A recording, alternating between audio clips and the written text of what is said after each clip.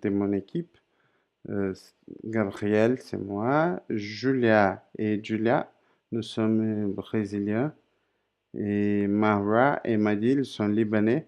Nous sommes ici en France, il fait 5 mois au maximum. Et bon, nous sommes étudiants à CEAC Felma. Aujourd'hui, on va parler sur les Green Deal européens et tous ces enjeux économiques. Ça vous, vous présenter ces sujets-là. Je commence par parler sur les contextes généraux et expliquer un peu sur comment commencer les pactes verts et bon, tout ce qui les concerne.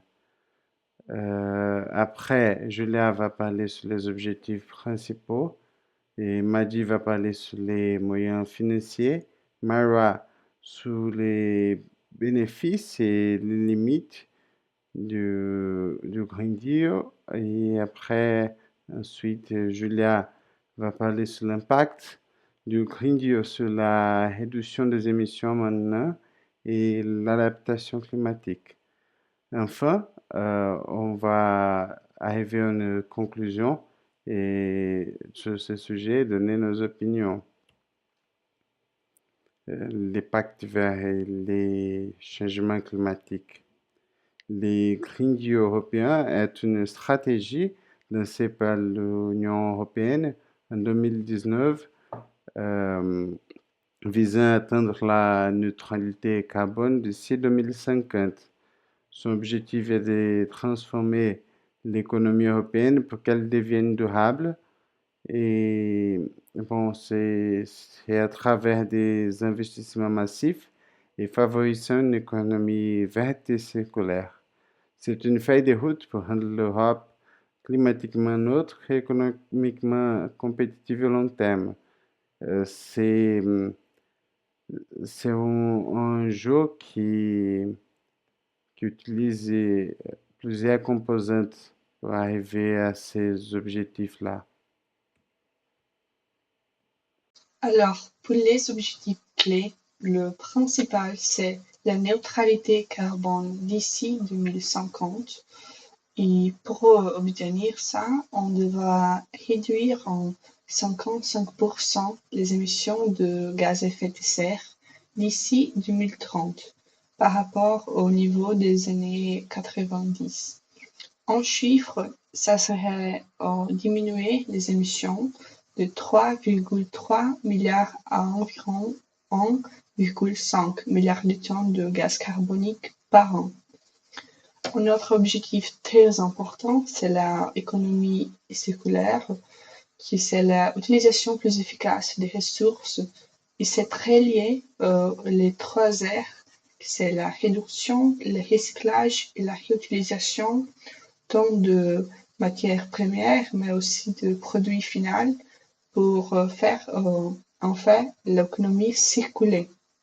Par exemple, la directive européenne sur les plastiques à usage unique pourrait réduire l'émission de 3,4 millions de tonnes de gaz carbonique par an, tout en économisant jusqu'à 22 milliards d'euros en coûts environnementaux.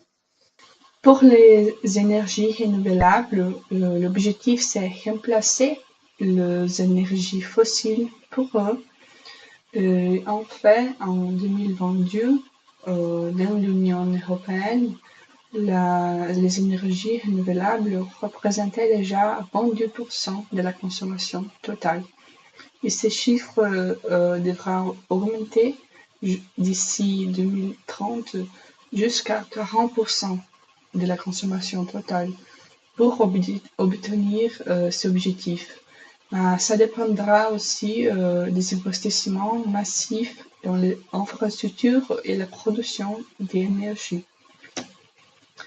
Un autre objectif, c'est la préservation de la biodiversité, qui c'est très lié aux autres objectifs que j'ai déjà présentés. Il y a des initiatives pour restaurer les forêts, les sols, les zones humides, qui sont très cruciales dans l'absorption du gaz carbonique et c'est très lié objectif principal, c'est la neutralité du carbone. Euh, et aussi participe, il y a un rôle sur la régulation des écosystèmes. Un chiffre, c'est planter 3 milliards d'arbres d'ici 2030. Les derniers objectifs qu'on va présenter, c'est la justice climatique, qu'on sait que c'est très difficile de englober toutes les personnes dans le battre contre le changement climatique. Alors, il y a un fonds pour une transition juste de 17,5 milliards d'euros afin de soutenir les régions dépendantes des énergies fossiles et aussi les travailleurs qui seront affectés. Et aussi pour les ménages vulnérables, la réduction de la précarité énergétique, tout en garantissant une transition équitable et inclusive pour ne laisser personne de côté. On sait que les grands projets ont souvent besoin de financements importants. C'est le cas du Pacte vert européen qui vise à transformer l'Europe en continent plus durable. Mais comment financer le Pacte vert européen?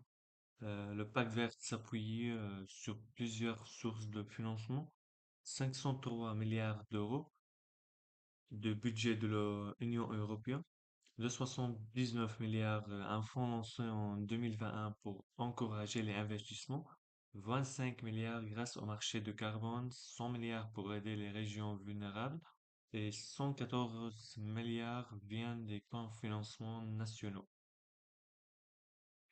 Alors, quel est le plan pour ce budget? L'objectif est de mobiliser 1000 milliards d'euros sur 10 ans pour financer des projets durables. Ce plan repose sur trois piliers: le financement des fonds publics et privés avec un rôle central pour la Banque européenne d'investissement, des incitations, des outils financiers pour encourager l'investissement vert et un soutien pratique pour aider le porteur de projet à concrétiser leur idée. En conséquence, il y a des défis. Malgré ces efforts, la finance verte rencontre des obstacles. Le risque de greenwashing où certains projets se disent écologiques sans l'être vraiment. Un manque de financement, il faudra 260 milliards d'euros par an pour atteindre des objectifs de, les objectifs climatiques de 2030.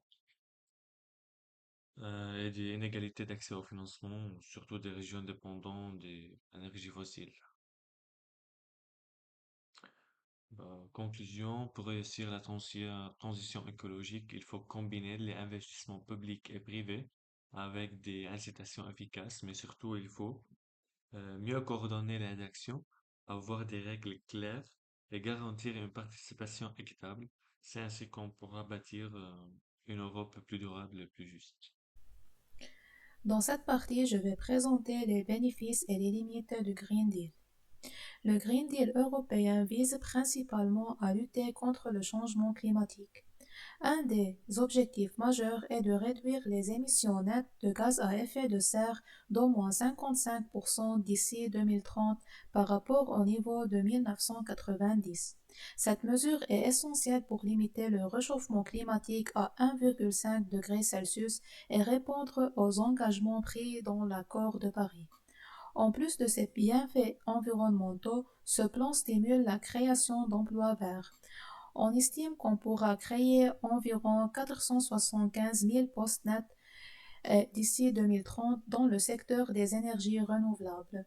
Enfin, il contribue à améliorer la santé publique grâce à des politiques environnementales strictes, réduisant la pollution et ses effets néfastes sur la santé. Le Green Deal contribue également à renforcer la sécurité énergétique de l'Europe grâce au développement des énergies renouvelables. On observe une croissance importante dans des secteurs comme l'éolien, le solaire et la géotherme, ce qui va réduire nos dépendances aux combustibles fossiles. Une autre priorité est la protection de la biodiversité. Par exemple, la stratégie de la ferme à la table vise à transformer le système alimentaire européen pour qu'il soit plus durable, équitable et respectueux de l'environnement. Cela montre que le Green Deal ne se limite pas à l'énergie, mais adopte une approche holistique pour un avenir plus durable. Bien que le Green Deal présente de nombreux avantages, il existe aussi des défis majeurs. Tout d'abord, l'insuffisance des investissements. Pour atteindre des objectifs, l'Europe doit investir environ 800 milliards d'euros par an dans les infrastructures énergétiques et jusqu'à 2500 milliards d'euros d'ici 2050. De plus, le financement dépend largement des investisseurs privés, mais les incitations actuelles ne sont pas toujours suffisantes pour les attirer. Les incertitudes réglementaires et les risques perçus freinent souvent ces investissements. Enfin, il y a une forte concurrence internationale. Des pays comme les États-Unis et la Chine investissent massivement dans les technologies vertes, ce qui peut limiter la compétitivité de l'Europe. Il est donc crucial d'utiliser plus efficacement les fonds disponibles et de renforcer les politiques pour maintenir le cap vers une transition écologique réussie. Euh, Bonjour à tous. Aujourd'hui, je vais vous parler de l'impact environnemental du Green Deal européen. Comme mes collègues ont déjà dit, cette initiative est essentielle pour répondre aux défis climatiques auxquels l'Europe est confrontée et aussi vise à réduire de manière significative l'émission de gaz à effet de serre d'ici à 2030. Alors, l'un des objectifs clés du Green Deal est de réduire l'émission de gaz à effet de serre de 55% d'ici à 2030. Pour atteindre cet objectif, plusieurs stratégies sont mises en œuvre, comme les systèmes d'échange des quotas d'émissions. Ces systèmes ils permettent de limiter la quantité d'émissions produites par l'industrie, incitant ainsi à investir dans des technologies plus propres. Il y a aussi l'infrastructure verte, qui sont des projets à grande échelle visant à améliorer l'efficacité énergétique et aussi à promouvoir l'énergie renouvelable en cours. Il y a aussi un plan de protection des vulnérables et un plan d'action sur les forêts qui vise la prévention et la restauration des forêts qui jouent un rôle crucial dans l'absorption de carbone, réduisant ainsi la concentration de CO2 dans l'atmosphère.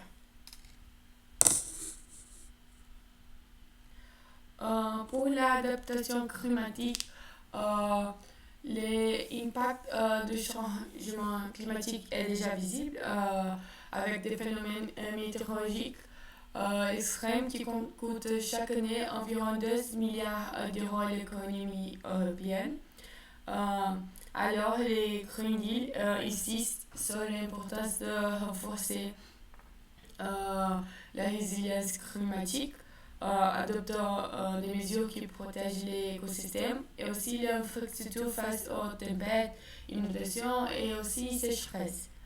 Euh, il y a aussi la coordination transfrontalière, euh, qui est la coopération entre les pays européens est essentielle pour garantir une réponse efficace aux catastrophes climatiques car l'impact environnemental ne s'arrête pas aux frontières.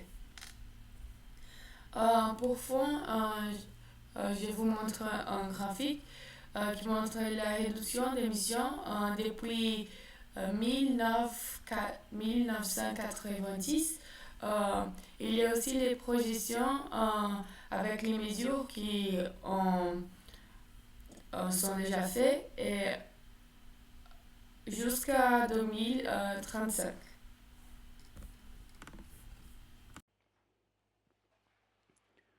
Bon, pour conclure, on a pris une petite citation de référence et on va faire une conclusion et parler notre opinion. Euh, ces propositions fourniront les outils nécessaires à la transformation profonde et socialement juste de l'économie de l'Union européenne envisagé par le Pacte vert pour l'Europe. Alors, le changement sera profond et il faut faire beaucoup de changements d'esprit et bon, beaucoup de réduction des émissions de carbone. Alors, cela ne dépend que de chacun faire sa partie, mais aussi des institutions de garantie que se fassent compris les objectifs des initiatives. On doit faire des efforts pour arriver à cet objectif-là.